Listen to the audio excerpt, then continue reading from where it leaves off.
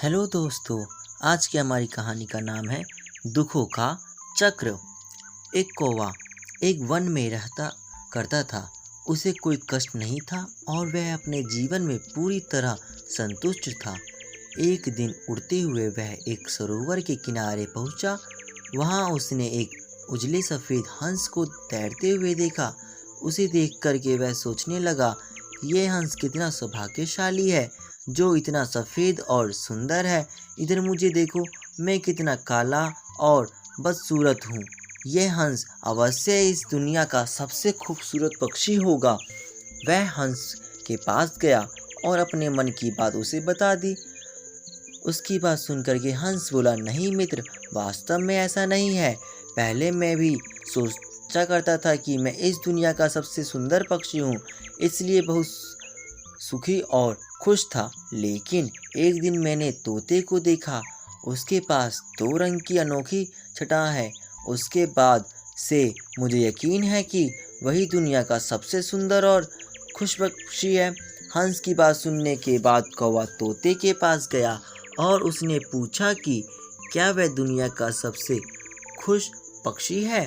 तोते ने उत्तर दिया, मैं ही खुशवर जीवन व्यतीत कर रहा था, परंतु जब तक मैंने मोर को नहीं देखा था।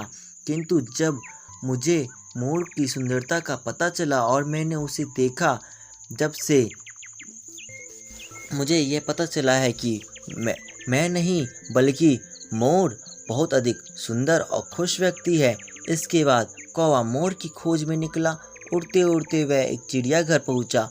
वहां पहुंच उसने देखा कि मोर एक पिंजरे में बंद है और उसे देखने के लिए बहुत सारे लोग जमा हैं। सभी मोर की बहुत सराहना कर रहे थे और सबके जाने के बाद कौवा मोर के पास गया और उससे बोला, तुम कितने सौभाग्यशाली हो जो तुम्हारी सुंदरता के कारण हर रोज़ हजारों लोग तुम्हें देखने आते हैं। मुझे तो लोग अपने आसपास भी भटकने नहीं देते हैं और भगा देते हैं। तुम इस दुनिया में सबसे सुखी व्यक्ति हो। कौवे की बात सुनकर के मोर उदास हो गया।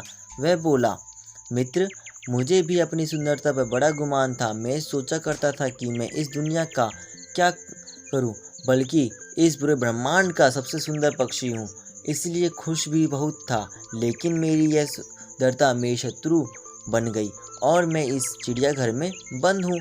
यहाँ आने के बाद मुझे चिड़ियाघर का अच्छी तरह मुआयना करने के बाद मैं इस नतीजे पर पहुंचा कि कौवा ही एक ऐसा पक्षी है जो जहां कैद नहीं हो सकता। इसलिए पिछले कुछ दिनों से मैं सोच लगा रहा हूं कि काश मैं कौवा होता तो कम से कम आज़ादी से बाहर घूम सकता और तब मैं इस दुनिया का सबसे सुखी और खुश पक्षी होता।